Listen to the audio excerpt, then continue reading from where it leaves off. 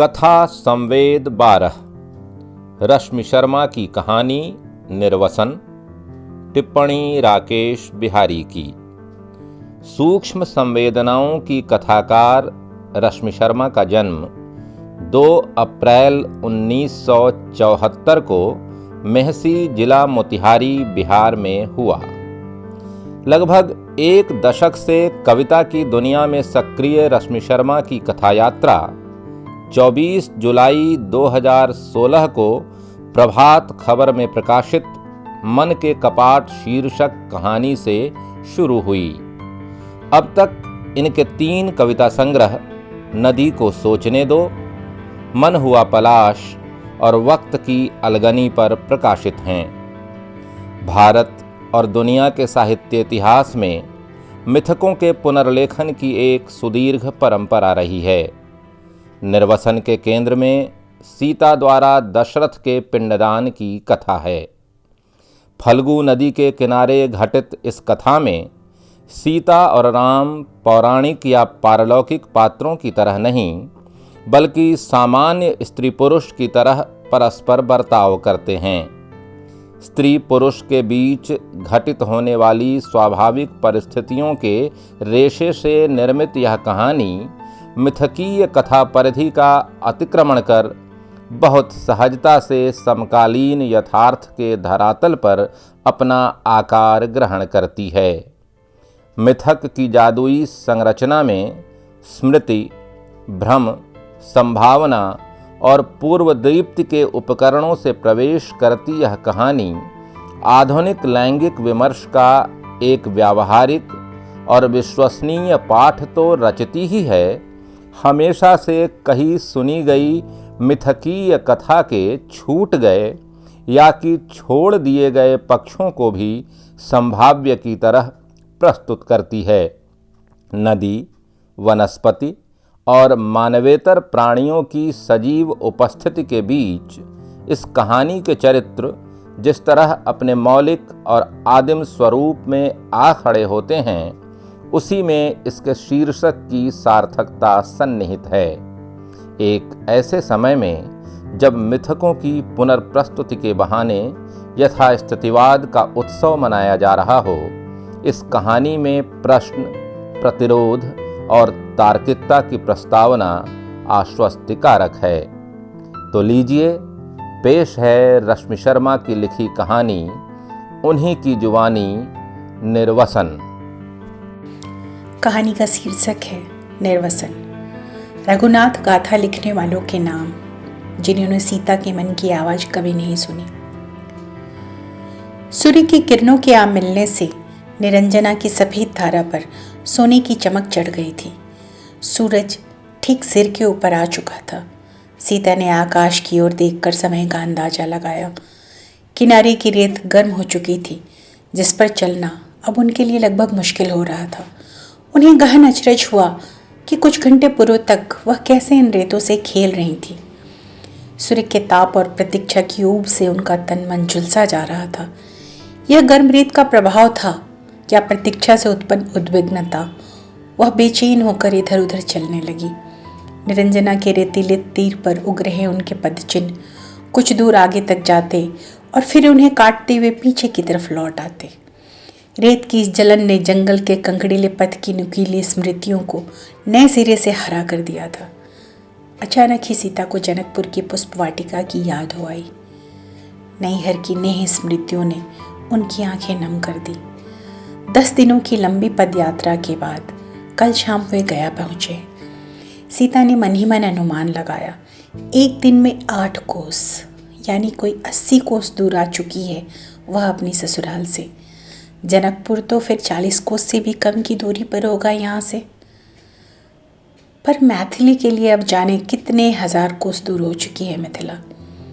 उन्होंने सोचा, पिंडदान के बाद वह राम से कहेंगी कि उसे मिथिला ले चले, पर अगले ही क्षण लगा, मिथिला किस मुंह से जाएंगी साथ? क्या बताएंगी अपनी सखियों को कि शादी के बाद उन्हें सुख कभी नसीब नहीं हुआ? सीता ने बरजा खुद को आंचल की किनारी से आंखें पूछी। जाने कहाँ रह गए राम। वनवास के बाद तो जैसे प्रतीक्षा की आदत सी हो गई है उन्हें। पर अभी तो पिंडदान का समय बीता जा रहा है। सीता ने रेत के लंबे फैलाव के उस हिस्से की प्रदक्षिणा तेज कर दी है। वे खुद बाजार तक जाकर देखना चाहती हैं कि कहाँ रह गए राम और लक्ष्मण। भला पिंड और पूजन की सामग्री खरीद लाने में क्यों हो रहा है इतना विलंब। तरह तरह की आशंकाओं से भरी सीता दूसरी ही पल इस सोच और झटक देती है। क्या पता इधर से वह निकले और दूसरी दिशा से दोनों भाई आ पहुंचे। फिर उन्हें ना पाकर कितना परेशान हो जाएंगे दोनों। बार बार वनवास के दिनों की स्मृतियां बिजली की तरह कौंधती हैं मस्तिष्क पर। तब तो वन में उन्हें मेरी सुरक्षा की हमेशा चिंता रहती थी। दोनों भाई कभी एक साथ नहीं गए उसे अकेली कुटिया में छोड़कर। कोई एक जाता और दूसरे भाई को लाख हिदायतें थमा जाता। आज भी बाजार लक्ष्मण ही गए थे, लेकिन विलंब होता देख बाद में राम को खुद भेजा था। राम ने थोड़ी नानुकुर भी की थी, पर खुद सीता ने ही उन्हें आश्वस्त किया था। यह जंगल नहीं, बस थोड़ी ही दूर पर भरा पूरा गांव है और अब विलंब हुआ तो पिंडदान का समय निकल जाएगा। पर अब उस आश्वस्ति पर जाने किन संशयों ने डेरा डाल लिया है। पंचवटी के उस शापित दिन की स्मृतियां उनकी आंखों के आगे कुलांचे मार रही हैं। वहां उन्होंने लक्ष्मण को जबरन भेजा था, यहाँ राम को। भय और आशंकाओं की नौका में बैठी सीता खुद जैसे अपने हाथों को पतवार बना राम लक्ष्मण तक पहुंच जाना चाहती हैं। सुबह जब लक्ष्मण को राम ने बाजार भेजा था, सूरज के रंग में घुला केसर युक्त सुनहलापन बहुत प्रीतिकर लग रहा था। अभी तो सूरज की तरफ आंखें भी नहीं ठहरती। हाँ, निरंजना की दूधिया जलराशि जरूर सीता को दूर से लुभाती है। राम ने जाते हुए कहीं और न जाने की हिदायत दी थी। नदी में उतरने से तो बिल्कुल ही मना किया था, पर तब तीर पर फैली यह बालू का राशि कितनी शीतल थी। पर अब तो यह इतनी गर्म हो चुकी है कि पूछो मत। जाने सूरज भी आज क्या खाकर आया है कि अपने ताप से अश्विन में बैसाख ज्येष्ठ को भी पीछे छोड़ देना चाहता है। कोई 500 गज की दूरी पर निरंजना और मोहिनी का संगम है। सीता को नदियों से एक अनकहा प्रेम है।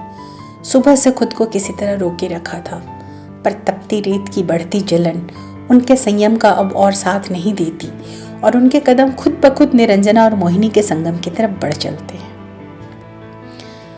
फल्गु की दूधिया जल में पांव रखकर सीता एक लघु शिलाखंड पर बैठी हैं। सूरज अब भी आग उगलने में कोई कसर नहीं छोड़ रहा, पर नदी की सतह के स्पर्श ने उन्हें बड़ी राहत दी है। सुबह से हलक में एक घूंट पानी तक नहीं गया। प्यास से गला सूख रहा।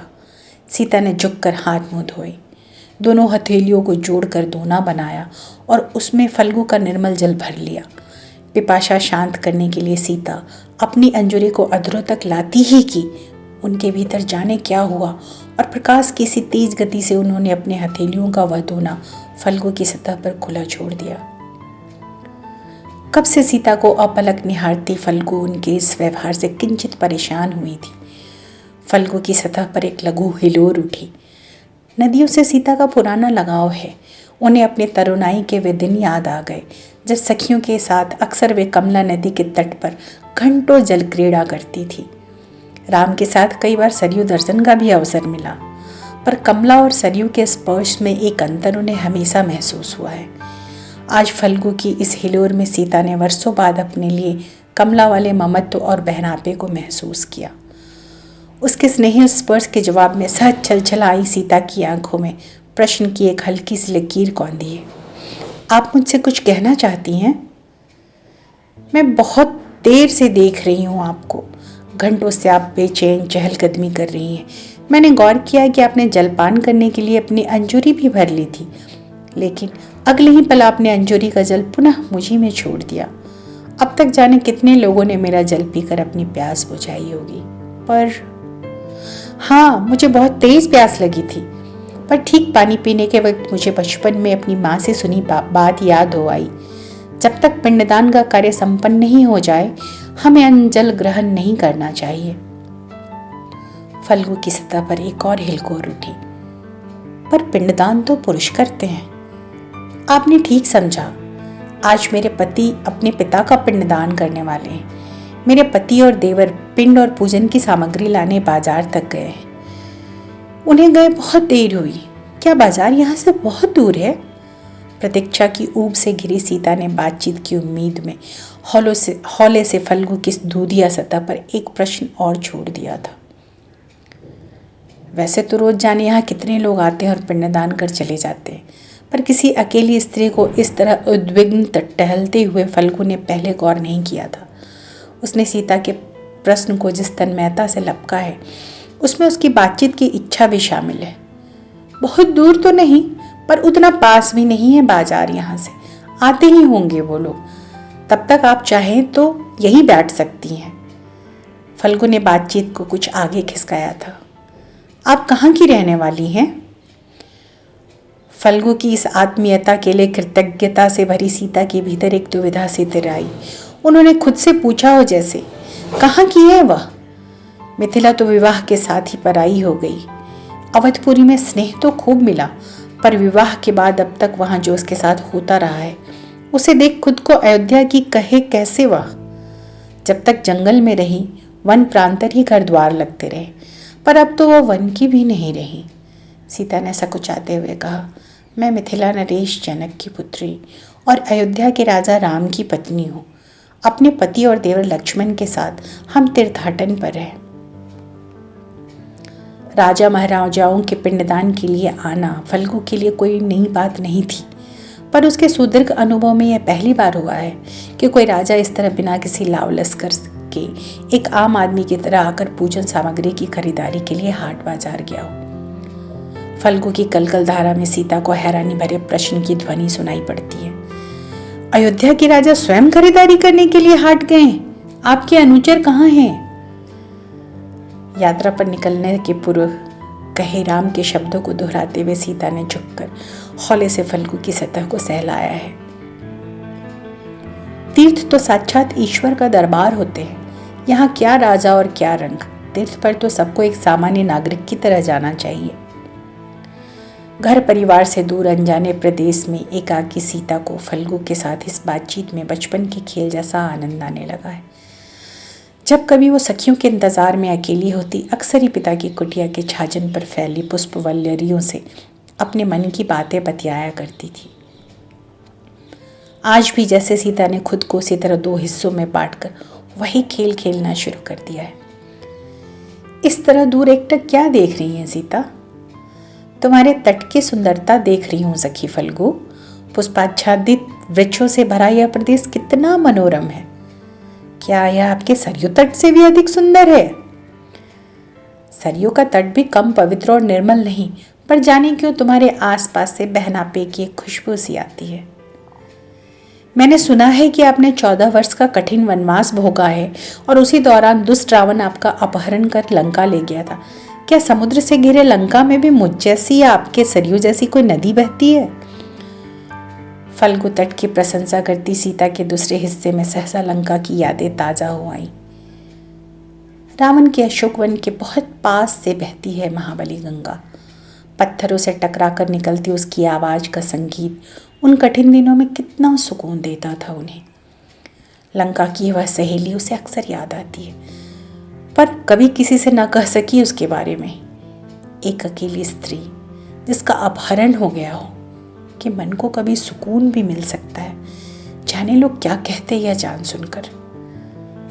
लंका से आते हुए उन्होंने सोचा था कभी राम से बताएगी वह महाबली के सौंदर्य के बारे में, पर अग्नि परीक्षा के बाद उसने सुकून के उन पलों को मन के किसी तहखाने में बंद कर दिया था। महाबली गंगा के अनुपम सौंदर्य की यादों को बक्से में बंद लिहाफ की तरह निकाल कर फल्गु के तट पर धूप दिखाने को फैला दिया है सीता ने। बक्से में बंद स्मृतियों के लिहाफ की बोसीदा गंध हवा में फैलती जा रही है। तभी भीतर से एक आशंका होती, कहीं इसी बीच राम लक्ष्मण आ गए तो। सीता ने महाबली गंगा की उन सुखद स्मृतियों को जल्दी से तहाकर अपने अंतर्मन के उसी तहखाने में रख दिया। फल्गु किसी हमराज सहेली की तरह चुपचाप देखती है यह सब, पर एक शब्द भी नहीं बोलती। सीता नहीं चाहती कि महाबली गंगा या लंका की याद की कोई रेखा भी शेष रह जाए उसके आसपास। माहौल की चुप्पी को धीरे से धकेलते हुए उन्होंने बातचीत को एक दूसरी दिशा देने की कोशिश की है। अन्यथा न लो तो एक बात पूछूं? फल्गु अचकचाकर सीता की ओर देखती है। फल्गु का अर्थ तो रिक्त होता है, परंतु तुम फलदायिनी नदी में कैसे परिवर्तित हो गई, और तुम्हारा जल इतना दूधिया और शहद सा मीठा कैसे है? इस पुण्य धरा पर तुम कहाँ से और कैसे उतर आई? सीता ने फल्गु के आगे जैसे प्रश्नों की झड़ी सी लगा दी। मेरा उद्गम छोटा नागपुर पठार के उत्तरी भाग में है। मुझ में कई छोटी छोटी सरिताएं मिलती हैं, तब जाकर मुख्य धारा का निर्माण होता है। इस मुख्य धारा को लीलाजन या निरंजना के नाम से भी पुकारा जाता है। यहाँ गया पहुंचकर मोहना नामक सहायक नदी से मेरा मिलन होता है और हम दोनों मिलकर ही फल्गु नदी कहलाती हैं। हमारे मिलन की 2 मील लंबी दुआ भूमि ही धर्मारण्य चित्र है। इसलिए मेरे तट पर पिंडदान का अर्थ होता है सुफल प्राप्त करना। अपना इतिहास बताते हुए फल्गु की चमक और बढ़ गई है। तनिक इठलाकर वह आगे कहती है, मेरा जल इतना स्वच्छ है कि पत्थरों से टकराकर दूधिया दिखाई पड़ता है। हाँ, शहद सा मीठा लगने का कारण यह है कि ब्रह्मयोनी पहाड़ी के पीछे घना जंगल है। वहाँ असंख्य मधुमक्खियों के छत्ते हैं जिनसे भारी मात्रा में शहद टपकता रहता है। यह मधुश्रवा नदी से होकर मुझ में समाहित हो जाती है और मेरा दूध या जल मीठा हो जाता है। कहते हुए खिलखिलाकर हंस पड़ी फल्गु। सीता ने बड़े आवेग के साथ प्रश्न किया था, पर अब उनकी रुचि उसका उत्तर सुनने में नहीं। अनमने ढंग से फल्गु की हंसी में साथ देती सीता के चेहरे पर उनकी व्यग्रता साफ दिख रही है। अभी अभी सीता की सहेली बनी फल्गु ने उनके भीतर चल रही बेचैनी को टटोलने की कोशिश की है।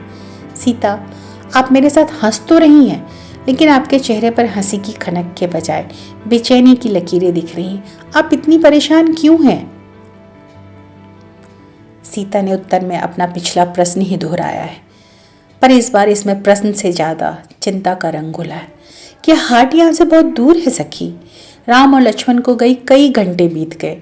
पिंडदान का समय तो बीत ही रहा है। मुझे अब उनकी चिंता भी होने लगी। कहीं कोई अनिष्ट न घट गया हो। सीता की आवाज कातर हुई जा रही है। प्रतिकूल मत सोचो सखी, पूजन और पिंड की सामग्री इकट्ठा करने में देर हुई होगी। तनिक और धीरज रखो, वे आने ही वाले होंगे। सीता ने सोचना चाहा कि फल्गु ठीक कह रही है, पर जो धीरज रख ले वह मन ही क्या, वह तो ऐसी घड़ियों में प्रतिकूल ही सोचता है। सीता की बेचैनी जैसे और ज़्यादा बढ़ गई। वो नदी से बाहर निकलकर एक बार पुनः किनारे पर चहलकदमी करने लगी। धूप की रोशनी से मिलकर पके शहद सी होने लगी फल्गु की दूधिया रंगत। पास ही झाड़ियों में खिले केतकी के फूल, इन सब के होते हुए भी सीता को सुकून नहीं था। कुछ देर यूं ही चहलकदमी करने के बाद वह पास ही पड़े एक पत्थर पर बैठ गई। पत्थर का एक बड़ा हिस्सा ही रेत में धंसा हुआ था। पिता तुल्य ससुर दशरथ की स्मृतियां सीता को लगातार भावुक किए जा रही थी। कितना स्नेह करते थे वे उनसे। अपने जीते जी कभी पिता की कमी महसूस नहीं होने दी उन्होंने। जंगल जाते हुए उन्होंने सुमंत्र को साथ भेजा था ताकि वे समझा बुझाकर उन्हें अयोध्या वापस लौटा लाएं। उन पिता के आखिरी दर्शन न कर पाने का दुख तो कभी मन से जाने वाला नहीं, पर आज उनके पिंडदान का मुहूर्त भी बीता जा रहा। यह सोचकर उसकी तकलीफ कई गुना बढ़ गई है। सीता ने फल्गु की तरफ अपनी पीठ कर ली। वो नहीं चाहती कि कोई उनकी आंखों के आंसू देखे। विगत की स्मृतियों में खोई है सीता। तभी उन्होंने सामने से रेत के एक बड़े टुकड़े को अपनी तरफ आते देखा। देखते ही देखते रेत का वह बगुला एक बहुकोणीय चक्रवात की शक्ल में तब्दील होने लगा, जिसमें महाराज दशरथ की कई कई वर्तुल छवियां आकार ग्रहण कर रही थी। सीता ने सोचा कि दशरथ की आकृतियां स्मृतियों के अंधड़ में उपजे उसके भ्रम का परिणाम है। सीता ने आंचल के किनारे से अपने आँख साफ किए, पर उनका यह प्रयास बेअसर था। दशरथ की वे छवियां और गाढ़ी हुई जा रही थी। सीता को लगा जैसे दशरथ की आत्मा की प्रतिकृतियों ने उन्हें चारों तरफ से घेर लिया है। सीता ने आंखें बंद की और अंतस्थल की अंतिम गहराइयों से पितरों का आह्वान किया। नदी के ऊपर दूसरी तरफ से आते हुए उन्हें 2 हाथ दिखाई पड़े। सीता ने उन हाथों को सर नवाकर प्रणाम किया और आग्रह भरे स्वर में पूछा, क्या मुझे ज्ञात हो सकता है कि हमारे पितरों में से ये किनके हाथ है? यदि आप मुझे अपना परिचय देने की कृपा करें तो मैं आपका यथोचित सत्कार कर सकूं। 10 दिशाओं से जैसे एक साथ आवाज गूंजी थी कि वे राजा दशरथ हैं और पिंडदान की प्रतीक्षा कर रहे हैं। दिग दिगंत से गूंजी इस आवाज के बाद सब कुछ सहसा सामान्य हो गया था। अभी अभी आए अंदर से बाहर निकल सीता एक बार पुनः प्रतीक्षा के उसी ब्यामान में हो आई थी। लेकिन अब वह खुद को इस तरह असहाय या लाचार नहीं महसूस कर रही थी। उन्होंने सूरज की तरफ देखकर एक बार फिर समय का अनुमान लगाया। पिंडदान का मुहूर्त अब बीतने ही को था। कुछ मिनटों पहले दिखी दशरथ की चतुर्दिक प्रतिकृतियों का एहसास एक बार फिर से कौंधा था। अब और राम का इंतजार महाराज की आत्मा की अतृप्ति का कारण हो सकता है। निमिष भर की देर नहीं हुई और उनके भीतर निश्चय की एक मजबूत लकीर उगाई। जिस पिता का उन पर इतना स्नेह रहा है, उनका वह पिंडदान क्यों नहीं कर सकती? सीता ने स्वयं पिंडदान का निर्णय तो ले लिया, पर पिंड और पूजन की सामग्री की अनुपलब्धता के एहसास ने एक बार पुनः उनके चेहरे पर चिंता की गहन लकीरें खींच दी। आत्मनिर्णय के सुख से दीप्त क्षण भर पहले की आभा पलक झपकते ही क्लांत हो गई थी। पिंड बनाने के लिए न जौ का आटा है न तिल, अब भला कैसे पिंडदान करूं? पशुपेश में पड़ गई सीता। कुतब समय पार हुआ जाना चाहता था। व्यग्र व्यथित सीता के ने मन ही मन गौरी को घुराया।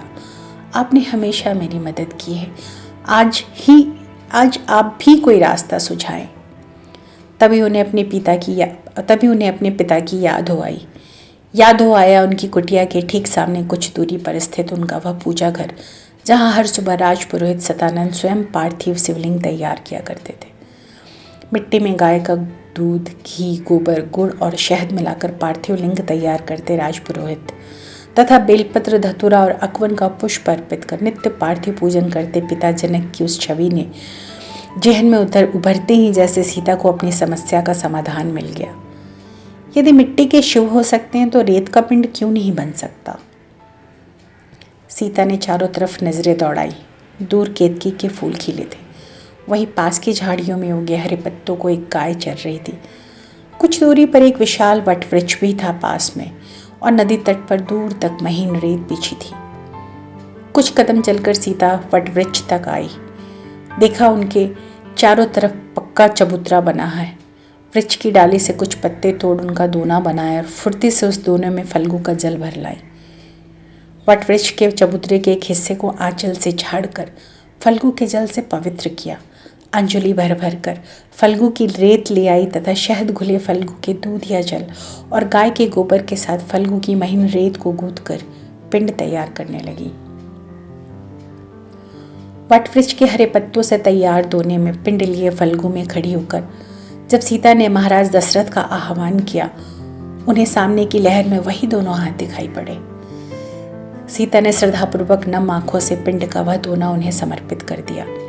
सीता के कानों में सहसा ही जैसे महाराज दशरथ के स्वर गूंजे हों, सीता, मैं तुम्हारे चढ़ावे से प्रसन्न और तृप्त हूँ। तुम्हारा तर्पण स्वीकार कर अब मैं जा रहा हूँ। राम के शक्की स्वभाव को सीता खूब जानती थी। उनके भीतर एक नई आशंका ने सर उठाया। पिंडदान संपन्न होने की इस बात पर उन्हें कैसे भरोसा दिलाएगी वह? हाट से राम के लौटने तक वो रोक लेना चाहती थी महाराज दशरथ को, पर कुछ क्षण पहले दिखी हाथों की उस आकृति का अब वहाँ कोई नामो निशान तक नहीं था। सामने सिर्फ फल्गु की जलराशि का फैलाव था, जिसमें दूर किसी नाव किसी आकृति हौले हौले डोल रही थी। तर्पण से तृप्त महाराज दशरथ के अंतर्ध्यान होने के बाद जब सीता वटवृक्ष के समीप लौटी, सामने से राम लक्ष्मण हाथ में पूजन सामग्री का थैला लिए तेज कदमों से आते दिखे। सीता उनसे लौटने में हुई देर का कारण और कुशल क्षेम पूछती, इसके पहले ही राम ने उन्हें थैला पकड़ाते हुए पिंड तैयार करने को कहा। सीता ने उत्साहपूर्वक उनसे पिता दशरथ की आत्मा के आगमन और पिंडदान की सारी घटना कह सुनाई। खीज, अधैर्य और अविश्वास से भरे राम ने सीता की ओर देखते हुए कहा, पिंडदान का मुहूर्त बीता जा रहा है सीता, यह परिहास का समय नहीं है। भला यह कैसे संभव है कि यथोचित सामग्री के बिना पिंडदान संपन्न हो जाए और पिता संतुष्ट भी हो ले? यदि तुमने पिंडदान के नाम पर कुछ ऐसा किया भी है तो उसका कोई अर्थ नहीं। क्या तुम इतना भी नहीं जानती कि पिंडदान का अधिकार सिर्फ ज्येष्ठ पुत्र को है? राम की आवाज में अविश्वास और तलखी दोनों के भाव मौजूद थे। आप मेरे कहे पर भरोसा नहीं करेंगे, इसकी आशंका तो मुझे भी थी, पर अचानक ही आपके भीतर का पुरुष भी जाग जाएगा, मैंने सोचा नहीं था। यदि आप महाराजा दशरथ के ज्येष्ठ पुत्र हैं तो मैं भी उनकी पुत्रवधू हूँ। उन्होंने हमेशा मुझे अपनी पुत्री का स्नेह दिया है और मैंने आपसे वही कहा जो सत्य है। सत्य? जो कार्य ही असंभव है उसके लिए सत्य असत्य पर क्या विचार करना। और हाँ, तुम पुत्री समान अवश्य हो, पुत्री नहीं। उस पर भी तर्पण का अधिकार तो केवल पुत्र को ही दिया गया है। पुत्र वधू भला कैसे यह कर सकती है? राम की आवाज की तलखी में अब गुस्से का रंग भी आ घुला है। राम के कठोर शब्द सीता के हृदय को छलनी किए दे रहे हैं। विवाह के पश्चात जिस वैदेही ने राजा दशरथ में ही पिता जनक की छवि देखी, माता कौशल्या को ही जननी सुनैना का सम्मान दिया, नैहर जाने की कभी जिद तक नहीं की, उसे ही आज राम पुत्री नहीं पुत्री समान होने का ताना दे रहे हैं। पिता दशरथ का पिंडदान समय से हो जाए, उनकी आत्मा तर्पण से तृप्त हो, यही तो चाहा था ना उन्होंने। उनकी यह सदिच्छा पति की पौरुषी अहम के आड़े आ जाएगी, सीता ने कल्पना तक नहीं की थी। यह सोचकर कि राम ने कभी उन पर विश्वास नहीं किया, सीता के भीतर भी जैसे गुस्सा फूट रहा है, पर खुद को किसी तरह नियंत्रित कर वह अपने सच का प्रमाण देना चाहती है। राम, मेरे पिंडदान को स्वयं पिता दशरथ ने स्वीकार किया है, उसके कई साक्ष्य हैं यहाँ। यदि आपको मुझ पर भरोसा नहीं तो आप खुद उनसे ही पूछ लीजिए, मैं अभी बुलाती हूँ उन्हें। ऐसा कहते हुए सीता ने आवाज़ दी, सखी फल्गु, आओ मैं तुम्हें अपने पति और देवर से मिलवाती हूँ। फल्गु ने राम और लक्ष्मण का अभिवादन कर उनसे किंचित शिकायत करते हुए कहा, आप लोगों ने सीता को बहुत प्रतीक्षा करवाई। देखिए तो तब से भूत धूप में बैठी बैठी कुम्हला गई है मेरी सखी। हाट में इतनी देर कैसे हो गई आप लोगों को? फल्गु को सीता ने सखी कहकर संबोधित किया था, इसी नाते उसने अपनी वाणी में मनोविनोद का रस खोल दिया था। राम ने अपने चेहरे पर शुष्क सी तटस्थता ओढ़ ली थी, जैसे कुछ सुना ही नहीं। फल्गु की दृष्टि में शामिल अपने लिए एक अनकहे तंज के भाव को पढ़ती हुई सीता के लिए राम का यह व्यवहार अप्रत्याशित था। उन्हें शादी के समय अपने सखियों के साथ की गई उनकी ठिठोलियों की याद हो आई। सीता को आश्चर्य हुआ कि शूर्पणखा तक से परिहास करने वाले राम ने उनकी सहेली की बातों का उत्तर देना तो दूर, उसके अभिवादन के जवाब में तनिक मुस्कुराए तक नहीं। हे फल्गु, सीता कह रही हैं कि हमारी अनुपस्थिति में मेरे पिता महाराज दशरथ की आत्मा के कहे अनुसार इसने उनका पिंडदान किया है। सच बताएं, क्या आपने ऐसा देखा है? अपने विनोदपूर्ण प्रश्न के उत्तर में राम के इस अप्रत्याशित और रुचिपूर्ण प्रश्न ने फल्गु को किंचित परेशान कर दिया। उसने सोचा, जिसे अपनी जीवन संगनी की बात पर भरोसा नहीं, वह भला उसकी बात पर क्या भरोसा करेगा। उसे लगा पति पत्नी के विवाद के बीच उसका न ही पड़ना बेहतर है। आपके जाने के बाद सीता बहुत देर मेरे साथ थी। उस बीच हमने खूब बातें भी की, लेकिन बाद में उठकर वह उस वट वृक्ष की तरफ चली गई। वहाँ क्या हुआ मुझे नहीं मालूम। फल्गु के उत्तर से स्तब्ध सीता एकटक उसकी तरफ देख रही थी और वह ऐसा कहते हुए लगातार सीता से निगाहें चुरा रही थी। सीता ने कल्पना भी नहीं किया था कि कुछ घंटे पूर्व जिससे उनका बहनापा हुआ है वह इस तरह सच से मुकर जाएंगे। लेकिन अब वह कर भी क्या सकती है। फल्गु के इस तरह मुकर जाने के बाद एक तरफ जहाँ सीता के चेहरे पर बेबसी का रंग गहराने लगा था, वहीं राम के चेहरे पर कुछ देर पहले उगाई व्यंग की लकीरें और ज्यादा तीक्ष्ण हो आई थी। फल्गु से निगाहें हटाकर सीता एक बार पुनः राम के सम्मुख थी। मुझे नहीं पता कि फल्गु की क्या व्यवस्था थी कि उन्होंने सत्य का साथ नहीं दिया, मगर मेरे पास अभी और भी गवाह हैं, मैं उन्हें बुलाती हूँ। ऐसा कहते हुए सीता ने पास ही चल रही गाय को पुकारा। उन्हें विश्वास था कि गोमाता झूठ नहीं बोलेंगी। राम ने उसी रुखाई से एक बार पुनः प्रश्न किया, गोमाता, क्या इस तट पर मेरे पिता दशरथ आए थे? आपने उन्हें सीता से पिंड ग्रहण करते देखा है क्या? कुछ देर पहले सीता मेरे पास गोबर लेने आई थी। उनके जाने के बाद मैं तो दूसरी तरफ मुंह करके घास चरने लगी। भला मैं कैसे बता सकती हूँ कि मेरे पीठ पीछे क्या घट रहा है? सीता दंग थी। नदी और गाय दोनों ही स्त्रियां हैं, पर किसी ने उनके पक्ष में गवाही नहीं दी। दुखी था सीता का मन, लेकिन वह इसका कारण समझ सकने में खुद को असमर्थ और लाचार पा रही थी। तंज और अविश्वास से भरे राम के चेहरे की तरफ उन्हें देखने का भी साहस नहीं था। उन्होंने इस बार राम से कहे बिना ही पास केतकी की झाड़ से अनुरोध किया कि वह राम को सच बता दे। करीब खड़ा वटवृक्ष चुपचाप यह सब देख रहा था। उसे फल्गु नदी और गाय पर क्रोध आ रहा था कि कैसे वो लोग आंखों देखी को अस्वीकार कर रहे हैं। सीता का म्लान मुख देखकर उनके मन में करुणा उत्पन्न हो रही थी, पर बिना बुलाए किसी के जीवन प्रसंग में दखल देना उसे उचित नहीं लगा। मेरे पास हर वक्त कोई ना कोई फूल लेने के लिए खड़ा होता है, इसलिए नदी तट पर कौन क्या कर रहा है इसकी तरफ मेरा ध्यान नहीं जाता। सीता को मैंने फूल दिए थे यह तो मैं ज़रूर कहूँगी, पर उसके बाद उन्होंने कब क्या किया यह बताने में मैं असमर्थ हूँ, मुझे क्षमा करें। केतकी के शब्दों ने सीता को बुरी तरह व्यथित कर दिया था। एक के बाद एक 3 गवाहों के मुकर जाने के बाद वह खुद को जैसे हर तरफ से असहाय महसूस कर रही थी और राम का क्रोध उसी अनुपात में बढ़ा जा रहा था। किसी तरह खुद को बटोरते हुए करुण निगाहों से अपने अंतिम साक्षी वटवृक्ष की तरफ देखती कि वह खुद ही बोल पड़ा। सीता ने जो कहा वह पूरी तरह सच है राम। मेरे ही चबूतरे पर बैठ सीता ने फल्गु तट की रेत, पवित्र फल्गु जल और गाय के गोबर से पिंड तैयार कर आपके पिता दशरथ का आह्वान करते हुए पिंडदान किया है, जिसे स्वयं महाराज दशरथ ने स्वीकार किया है। आपको अपनी संगनी पर गर्व और भरोसा होना चाहिए। तुम्हारी बात पर कैसे विश्वास कर लो? खुद सीता के बुलाने पर आए हुए 3 साक्षियों ने उसके कथन को मिथ्या बताया है, और फिर तुम्हें तो स्वयं की सीता ने भी साक्षी की तरह पेश नहीं किया है। वटवृक्ष ने एक बार फिर अपने कहे को दोहराया था। मैं तो वही कह रहा हूं जो अपनी आंखों से देखा है। आपको अपनी पत्नी की बात पर भरोसा करना चाहिए।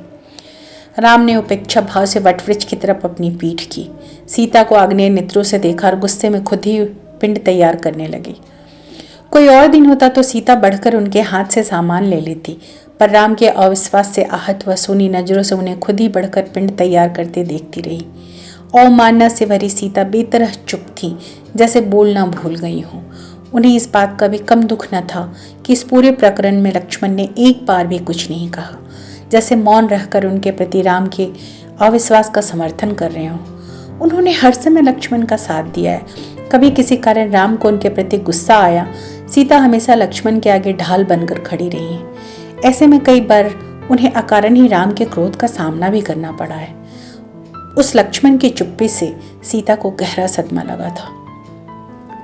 पिंड तैयार कर जब राम ने पिता का आह्वान किया, उनकी आवाज 10 दिशाओं से टकराकर उन्हीं तक वापस आने लगी। आज तक अपनी आवाज को इस तरह बेअसर होते कभी नहीं देखा था राम ने। यह अप्रत्याशित था उनके लिए।